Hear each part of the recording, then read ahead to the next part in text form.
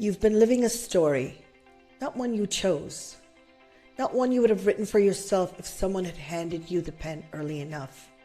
A story that was already being written before you had the words, before you had awareness, before anyone thought to tell you that the way you were learning to survive, belong, perform, and hold everything together was becoming the story of who you are. And the most extraordinary thing about this story, the thing that makes it both heartbreaking and full of possibility, is that most of us have been living it without knowing it was even here. We didn't know there was a story. We thought it was just, life. We thought that the way we react was just, who we are. The pressure in our shoulders, the weight in our chest, the conversation we kept not having, the version of ourselves that shows up when the stakes are high and surprises even us. We thought that was just who we are. It isn't. It's a story, your leadership story, one that informs how you lead, live, and love. And once you can see it, you can change it. When it doesn't serve you, the reason most of us never saw it is that nobody ever showed us the lens through which to look early enough or at all until now. And that is exactly where we're going. Did anyone sit you down at any point in your life, in school, at home, or in any of the systems we move through to let you know the whole story of you? How you were formed, why you show up and react the way you do, what was happening inside of you before you had language for any of it? It didn't happen for me. And if you're like me, we walk through life, achieving, performing, hold everything together, believing this is just who I am. The patterns became personality, the adaptations became identity, and somewhere along the way, the story we were living without knowing it was there became the only story that we knew how to tell. Because here's what nobody told us. The pattern doesn't ask who you are before it runs it. It simply runs it. And it's been running longer than you know. And what if someone had shown you this earlier? At 25, at 40, even yesterday? What if awareness itself had been the catalyst? Not more information or more achievement. Not more of everything the world has already handed you in abundance, but awareness of the one system nobody taught you. The system of the self. How you were formed, how you were patterned, how you were conditioned long before you were aware. Because everywhere you go, there you are. The same person, the same patterns, walking into every room, every relationship, every conversation. And without that awareness, we mistake patterns for identity. We confuse reaction for truth. We call adaptation personality. And we live out stories we never consciously chose. That is what this channel is built around. Your story and the science beneath it. The heart of who you are and the neuroscience that explains what life has already been showing you, always through the lens of lived experience. Because here is what is true. In a world that has given us more than any generation before us, we are still the most anxious, the most overwhelmed, the most quietly unfulfilled. Not because something is wrong with us, but because we were given everything except the one thing that would have made sense of it all, the literacy of the self. That question, the one that surfaces in the quiet after the reaction, after the moment you didn't recognize yourself, asking, why do I keep doing this? If you feel that question lives in you, buried underneath everything else,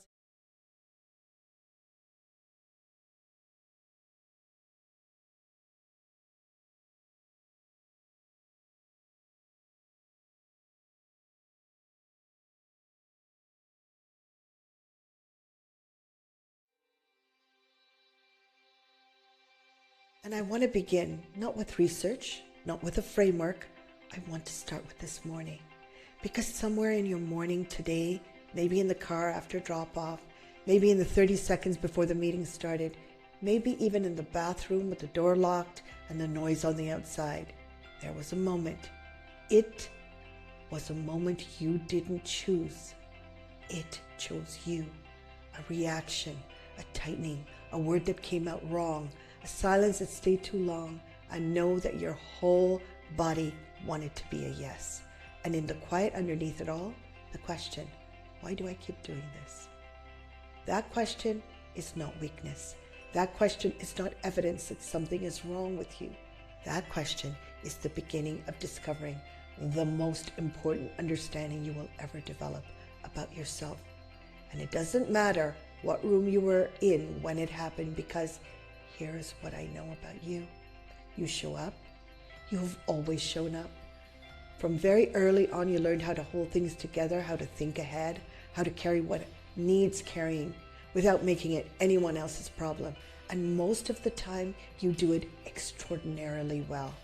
But there are moments under pressure, in conflict, in the conversations that catch you off guard, when a version of you arrives that surprises sometimes even yourself. You snap when you meant to stay steady. You shut down when you had something to say. You over-explain when silence would have served you better.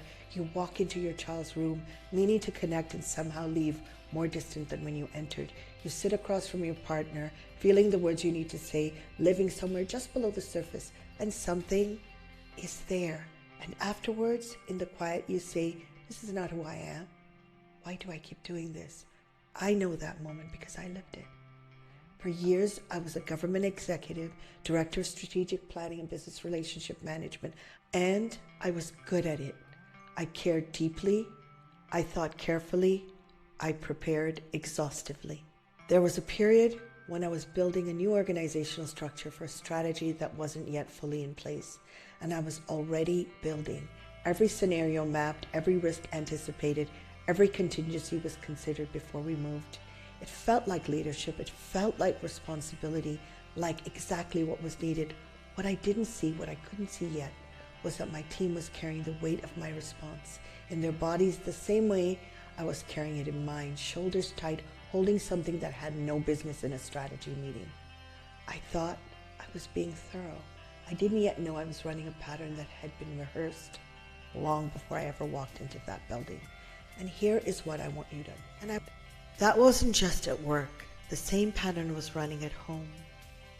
The conversation with my husband, I kept finding reasons to defer, not because I didn't love him, not because the conversation wasn't important, but because something in me didn't have the bandwidth to open what might come out. The moment with one of my children where I reacted not to what they said, but to something underneath what they said, something older. And I knew it even as it was happening. I knew this wasn't really about them. The exhale in the car, finally alone, somewhere between the last thing and the next thing, the boardroom and the bedroom, the living room and the family dinner table. They were all the same room. Because the person walking to each of one of those rooms was the same person.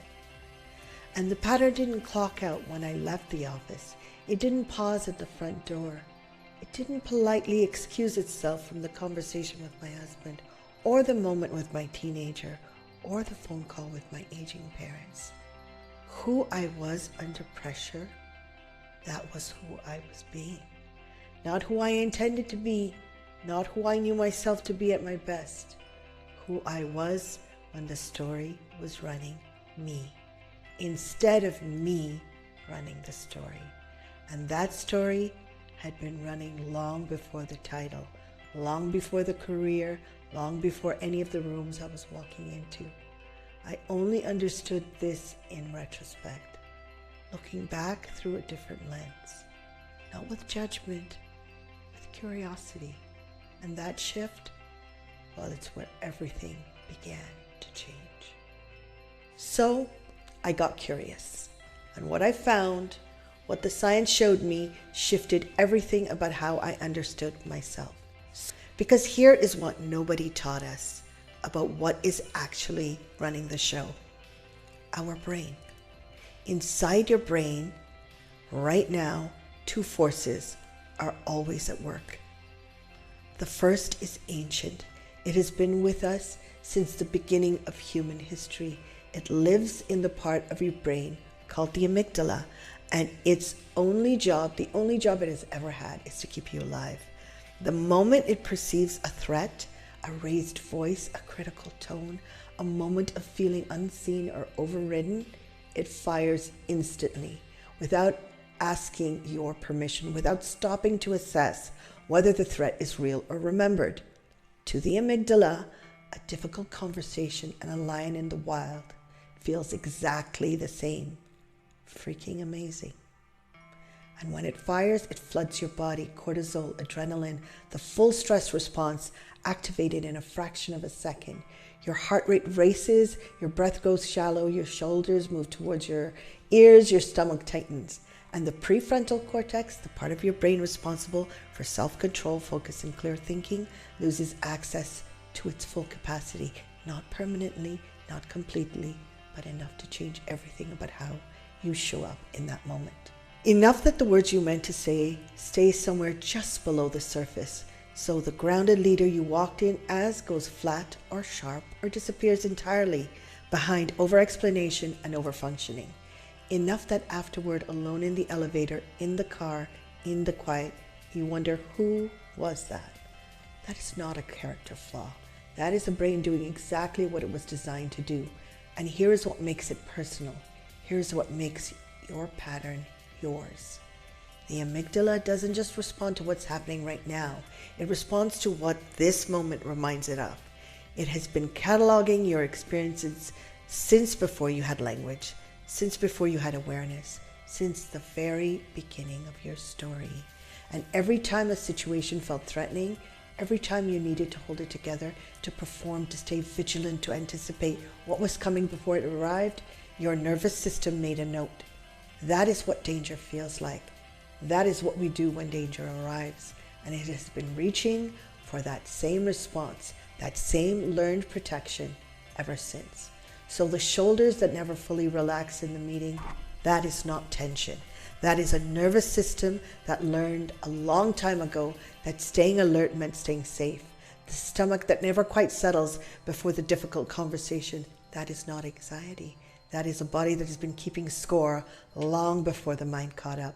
The reaction that surprises you, the one that arrives before you can choose differently, that is not who you are. That is a response your nervous system learned. So you may have heard this before, but it's worth repeating. Pressure does not create the pattern. Pressure reveals it. And when you finally see it, really see it, you realize that the people closest to you have been responding to the pattern, not to who you think you are, not to who you want to be, to the version of you that formed before you had any say in it. This is the moment everything becomes possible. You stop asking what is wrong with me. You start asking the question that opens everything. Was my response what the situation called for? And is it serving the people I value most? Because there is a part of you beneath the reaction, beneath the learned responses, beneath everything that amygdala reaches for in the heat of the moment, that can observe, that can pause, that can choose. The part of you that is here right now, recognizing yourself in these words. That part has always been there. It was just never given the language until now. So what do you do with this? Not someday, not after you've sat with it or felt ready enough. Today, this week, in the very next moment that surprises you. I want to give you something simple. I call it the pattern pause. 3 steps. And hear me on this. The simplicity is the point. Because this single practice, done just once, in just one moment, can change the way you experience waking up and going to sleep. It has changed it for me. The first step is to notice. After a reaction that surprises you, pause just for a moment and check in with 3 things. Your body first. What just happened in there? The tightening in your chest, the breath that went shallow, the shoulders that moved towards your ears, the stomach that dropped before you even knew why. Your body knew before your mind caught up. It always does. Then your words. Not what you meant to say, what you actually said. The snap that came out sharper than you intended. The shutdown when you had something important to say and then the one we rarely talk about. For decades, the personal development world has taught us to say no, set boundaries, stop overcommitting, and that work matters. But somewhere in all of that, our yes got lost. The yes your whole body was ready to speak the moment you had something real to offer, a truth, a courage, a claim on something that was entirely yours, and somehow it never made it out. It stayed somewhere just below the surface where so many important things have lived for so long. That is a different kind of loss, and it lives in the body just as heavily as the yes that should have been a no. And then the impact. What did you see in the other person? The look on your child's face, the silence from your partner, the shift in the room, the moment you knew something had landed that you never meant to send. Body, words, impact. That is the full picture of the reaction, and you don't judge it. You don't explain it away. You just see it clearly, honestly, with the same curiosity you would offer someone you love. Because seeing it clearly is the first act of reading the system of the self. The second step is to get curious. One question only. Have I been here before? Simple, quiet, no analysis required, because what you are really asking underneath that question is whether this reaction belongs to this moment or whether it has been with you much longer than today. Whether the body you just checked in with, the shoulders, the breath, the stomach, is carrying something that has nothing to do with what just happened. Something that belongs to an earlier chapter of your story, one you haven't been able to read clearly yet. You don't need the answer tonight, or today, or tomorrow. The question itself is enough, because the moment you ask it, you have stepped out of the reaction and into awareness. The third step is to return. One breath, slow all the way in, all the way out, and return to the present. The body has been heard, the words have been seen, the impact has been acknowledged, and the question has been asked. That's enough for now. Let me show you what this looked like for me in my life. After that strategy meeting, alone in my office, door closed, I didn't have this practice yet. What I had was the familiar loop. Was that right? Did I push too hard? Why can't I trust the team? Around and around the same questions. No answers, just more depletion. What I know now is that what I needed in that moment wasn't an answer. I needed a pause to check in with my body first. The shoulders that had been carrying the meeting long before the meeting began. The breath that had been shallow since I walked in. The stomach that had never quite settled no matter how thoroughly I had prepared. My body had been telling me something for a long time. I just didn't have the literacy to read it yet. And then one question: have I been here before? And if I had sat honestly with that, the answer would have been yes, many, many times. In rooms that looked nothing like that office, long before the government, long before the career, long before the woman who had walked into that building with a title and a mandate and a set of shoulders that never fully relaxed. Body, words, impact. Have I been here before? One breath, return. That sequence is the beginning of the literacy of living yes, your empowered success.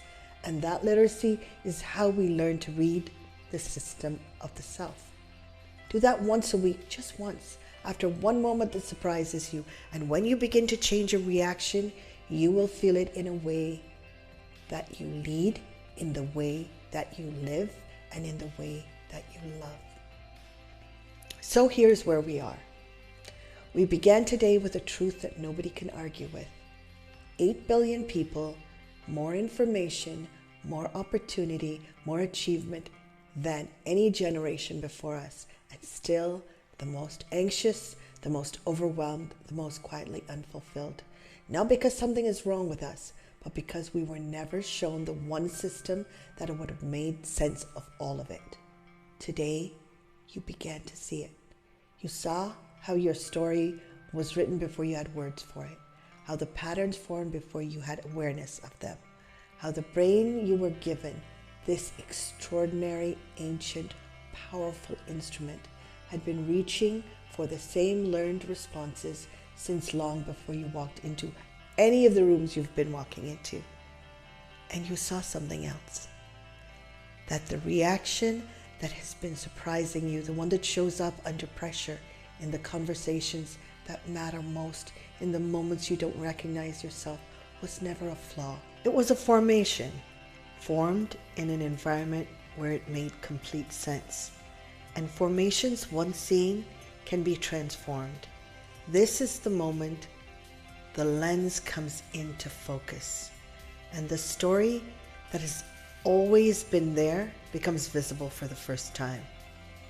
The missing piece finally has a name: the system of the self.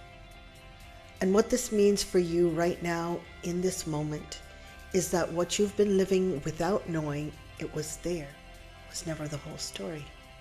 It was only the beginning of it. And we have just turned the first page. Because here is what I want you to sit with before we meet again. You have built something remarkable. From the outside, it looks like success, and it is.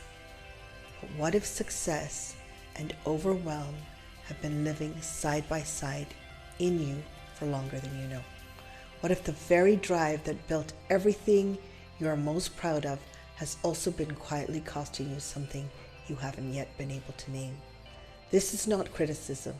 This is the next layer of the story, and it is where we go together in episode 2.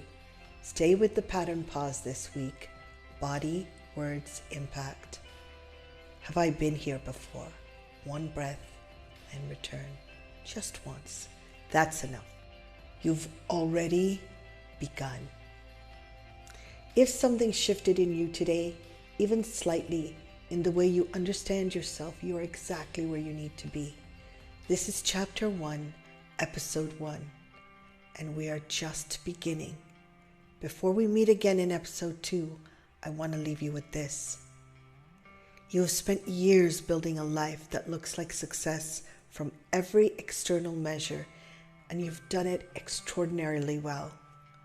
But there's a question in episode 2 that we will sit with together. What has success been quietly hiding? Not from the people around you, from you. Because what lies beneath the surface of success is where the most important part of the story lives. And beyond episode 2, in chapter 2, I'm going to show you something I wish someone had shown me decades earlier. A way of seeing your whole story from the very beginning before you even arrived to right now. End to end. A lens that will change the way you understand everything you've already lived, everything you've already survived, everything you've already become. Stay with the pattern pause this week. You know what to do, because through my life experience, here is what I know. The story you've been living without knowing it was there is not the whole story. It is only the first chapter. And every chapter that follows is written with more awareness, more understanding, and more conscious choice than the one before. That is what Finding Y.E.S is built around. Not perfection, not arrival, but the ongoing courage, deeply human work of learning to lead from within.